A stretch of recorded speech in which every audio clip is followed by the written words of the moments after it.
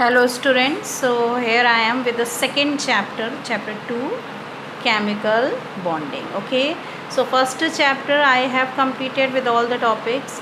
Again I am requesting you to solve all the exercise questions, and you can send your doubts between 6 to 8 in the evening in our WhatsApp group. Okay, now I am going to start chemical bonding. Already we have done this topic in 9th class in detail. Okay, so I am not going to explain all the things again. Just I will go through the main topics, and I will complete the ionic and covalent bond. And the main important is the third one, that is the coordinate bond, that I have to explain you in detail. Okay, ionic and covalent bonds we have already done in 9th class, so I am just going to give you a type of reminder. Okay, just to recall all the topics related to ionic and covalent bond which we have discussed in 9th class. Now coming to chemical bond, what do you mean by a chemical bond? Chemical bond is force of attraction which hold the atoms of a molecules together. Okay, so actually whenever atoms are unstable, they need to combine. They combine in order to become stable, or in order to attain the noble gas configuration. But once they are combined chemically through a chemical bond, and now they will be held together with the strong force of attraction, and they can't get separated by any physical means. Just by a chemical reaction only they can be separated. So that is what a chemical bond is. Okay, what is a chemical bond? Once again, force of attraction which hold the atoms of a molecules together. And when this chemical bonds is formed, it is formed when two atoms which are unstable, two or more atoms which are unstable, they combine in order to become stable, and then they are held together with this chemical bond or the force of attraction. Now the chemical bond can be of three types. Before you have studied the first two types of the chemical bond, but now a third type of chemical bond, that is a coordinate bond, is also introduced in your class. Okay, so ionic bond, covalent bond and coordinate bond. So I am going to start with ionic bond. I know that the definition is still clear in your mind. What do you mean by ionic bond? Ionic bond is a bond formed between metals and non-metals by transfer of electrons. Okay, when the combining unstable atom is of a metal and another is of a non-metal, they will always combine by ionic bond only, because metal shows tendency of losing electron. So metal will lose electron, and the electron will be gained by non-metals because they have gaining tendency.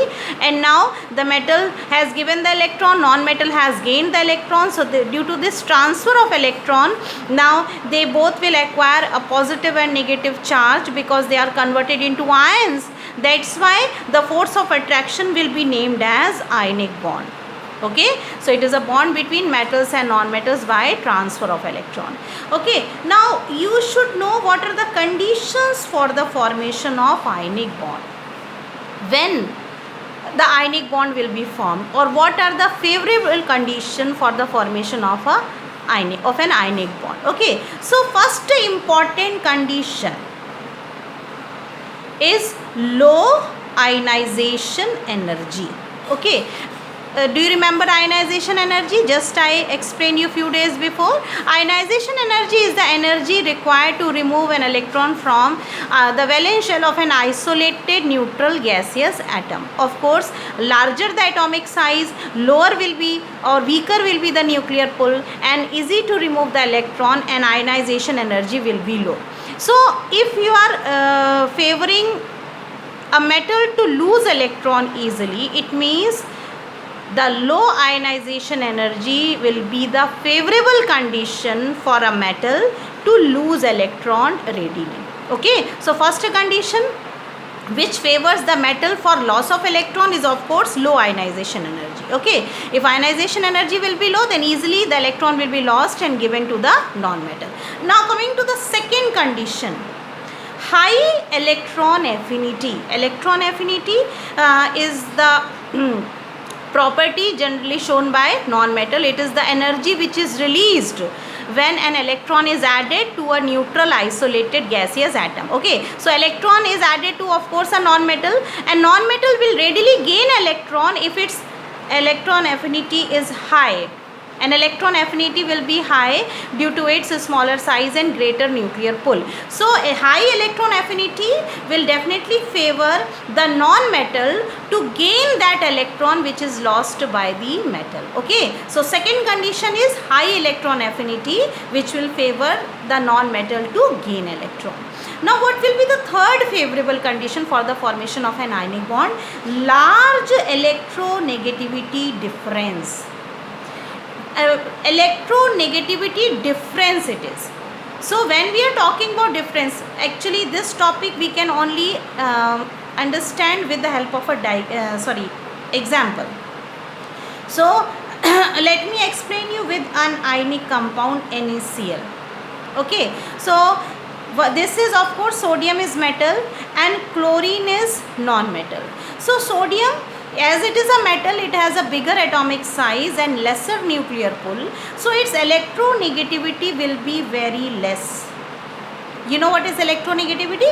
Yes, of course, it is a tendency to gain the electron towards itself. So sodium has very less tendency to gain electron because it is a metal due to bigger atomic size and lesser nuclear pull. On the other hand, the non-metal, which is chlorine, has very high electronegativity because it is having smaller atomic size and stronger nuclear pull, so it has a very large electronegativity. So one is having very low electronegativity, other is having very high electronegativity. So between both these atoms, the electronegativity difference is very high. Very high means the value will be between 1.5 to 3. The electronegativity difference will be between 1.5 to 3. It is considered to be a large electronegativity difference. In that case, instead of sharing, the transfer of electron will be favored. Okay, so if one is having no tendency to attract the electron and other is having a very strong tendency to attract the electron, then the electron will not be shared, it will be just transferred from the shell of metal to the shell of the non-metal. So large electronegativity difference will favor the transfer of electron. So that is the third important condition for the ionic bond. Once again, condition for ionic bond will be low ionization energy, which will favor the metal to lose electron, high electron affinity, which will favor the non-metal to gain electron, and large electronegativity difference which will favor the transfer of electron from metal to non-metal. Now coming to example of ionic compounds. Now we will discuss only their electron dot structure, because orbital structure we have already done in class 9th. So I am just explaining you the electron dot structure which is in your 10th class. So first example, only 3 examples are given in your book. So first example of ionic compound is NaCl. So how to explain the formation of ionic bond in NaCl? So NaCl is of course formed between a metal sodium and chlorine, non-metal chlorine. So sodium is a metal, has a configuration of 281. Chlorine is a non-metal, has a configuration of 287. I told you in 9th class also, for electron dot structure you have to write the symbol of atoms and you have to show the electron dots only for the valence shell. Okay, so for example, sodium, first symbol of sodium, and only we have to represent the electron dot of the valence shell. So in the valence shell of sodium only one electron is present. So let's make one dot which is representing one valence electron of sodium. No need to show the internal shells, no need to show the electrons of the internal shell, only valence electron has to be shown. Coming to the second combining atom is chlorine.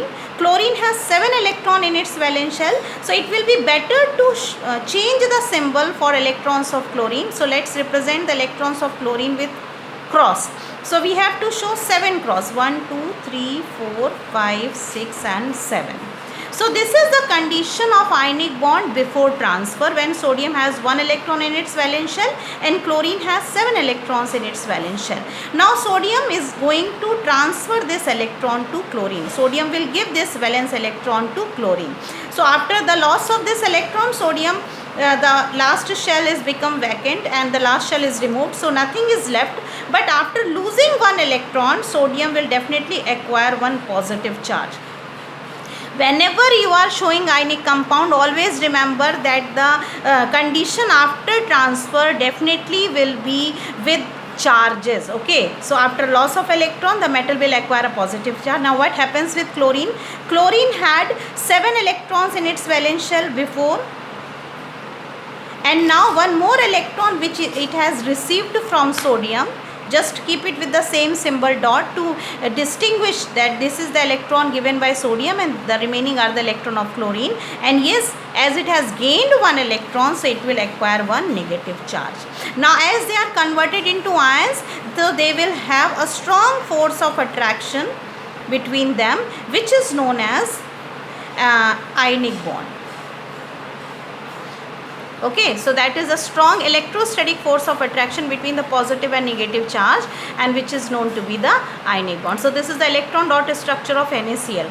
Now coming to MgCl2, magnesium chloride, as the formula indicates, we have 1 atom of magnesium with 2 atoms of chlorine. So first we have to show the configuration of magnesium. Magnesium is a metal here, so its configuration is 282, and chlorine is the non-metal with the configuration of 287.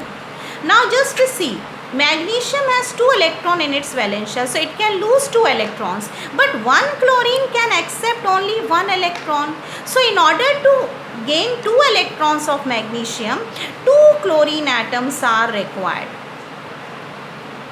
That's why the molecular formula is MgCl2. Okay, so let's show the condition of ionic bond before transfer. This is magnesium. What I told you, just you have to show the electron dot of the valence shell. So 2 electrons are there, so let's show 2 dots of valence electron in magnesium. Now we have to show 2 chlorine atoms with 7 electrons each. So this is the chlorine, 1, 2, 3, 4, 5, 6, 7. 1 more chlorine we have to show, 1, 2, 3, 4, 5, 6 and 7. So these are the condition before transfer. Now magnesium will give 1 electron to 1 chlorine, another electron to other chlorine atom. After losing both the electrons, magnesium has a vacant shell left with 2 positive charge. As it has lost 2 electrons, so magnesium will left with 2 positive charge, and yes, there will be 2 chloride ions. 1, 2, 3, 4, 5, 6, 7, and yes, this electron gained from magnesium with 1 negative charge. For the other chlorine, 1, 2, 3, 4, 5, 6, 7, and this electron which it has gained from magnesium with 1 negative charge. So this is the electron dot structure of magnesium chloride, and now they are converted into ions. So again they will have a strong electrostatic force of attraction, which is the ionic bond. Okay, now coming to calcium oxide, which is the third example here. So calcium oxide, again coming to calcium and oxygen. What is the configuration of calcium? Atomic number 20, so configuration is 2882, and oxygen atomic number is 8, configuration is 26. Now just look here, valence shell of calcium shows that it can lose 2 electrons, and valence shell of oxygen shows that it has 6 electrons, so 1 atom of oxygen can gain 2 electrons.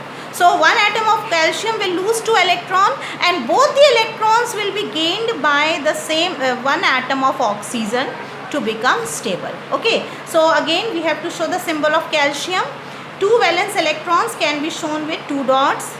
Then coming to oxygen, how many valence electrons are there? 6. So we can show with a different symbol, 1, 2, 3, 4, 5, 6 electrons. Okay, so this is the condition before transfer. Now calcium will transfer both its valence electrons to oxygen. After losing both the electrons, calcium again, after losing 2 electrons, it will acquire 2 positive charge. And what about oxygen? 1, 2, 3, 4, 5, 6. At 7 and 8, these are the 2 electrons which it has gained or received from calcium, and due to gain of 2 electrons it will acquire 2 negative charge. So this is the electron dot structure of calcium oxide, and yes, again the strong force of attraction is ionic bond.